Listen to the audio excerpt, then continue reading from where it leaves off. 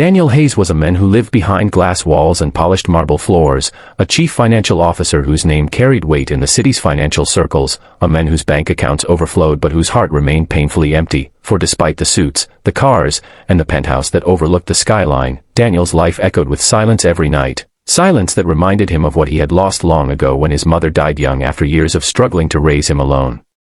Abandoned by a father who never looked back, and though Daniel had tried to bury those scars beneath layers of success and ambition, the loneliness gnawed at him quietly, a dull ache he carried like a shadow. Meanwhile, across town, Claire was living a life that was the very opposite of Daniel's. Hers was filled with noise, not of luxury but of need, of survival, of her baby Emily's hungry cries at night, of her own stomach twisting in emptiness as she sacrificed her meals for her child, a single mother abandoned by the men who had promised her forever, left with only a stroller, a worn coat, and the kind of courage only desperate mothers could summon. And on this freezing evening fate chose to intertwine their paths, because Claire pushed Emily's stroller into the warmth of the local supermarket, her hands trembling not from the cold but from the anxiety that lived in her bones, anxiety that grew heavier as she picked up a can of formula from the shelf, clutching it like it was gold, knowing that without it Emily would go hungry, yet also knowing that her purse was far too light for such a purchase, but she still carried it to the checkout, praying silently that maybe she had miscalculated. Maybe by some miracle the coins she had would be enough, but when the cashier rang up the price, the cruel truth hit her like a punch in the stomach, and her trembling fingers counted the small change again and again, falling short by a few dollars, her heart breaking as she whispered an apology and pushed the can back, cheeks flushed with shame as the people in line shifted impatiently, her eyes brimming with tears while Emily whimpered softly from the stroller, that sound stabbing her deeper than any insult could, because what kind of mother couldn't feed her own child? And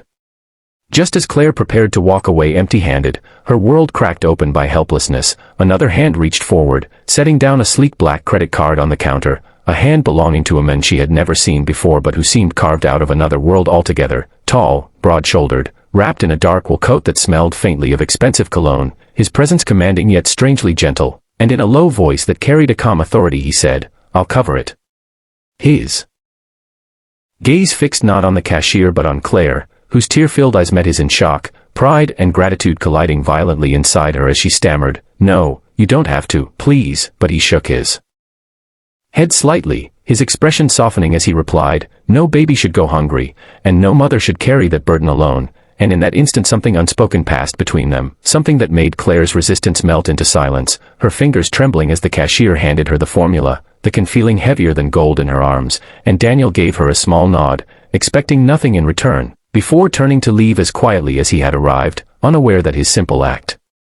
of kindness had just set in motion a chain of events that would change both their lives, because as Claire held the formula to her chest and whispered broken thanks, Daniel felt a stirring in his chest he hadn't felt in years, an echo of the little boy he once was, standing in a grocery store with his mother who had struggled just the same, and as he stepped out into the night snow began to fall, white flakes catching in his hair, and he realized he didn't want to return to his empty penthouse just yet, for something about that woman's eyes, weary yet resilient, haunted him in a way no deal or contract ever could, and though he walked away that night, fate was far from done with them, because sometimes one act of compassion is all it takes for two worlds to collide, two wounds to find healing, and two lonely souls to begin a journey toward something that looks a lot like love.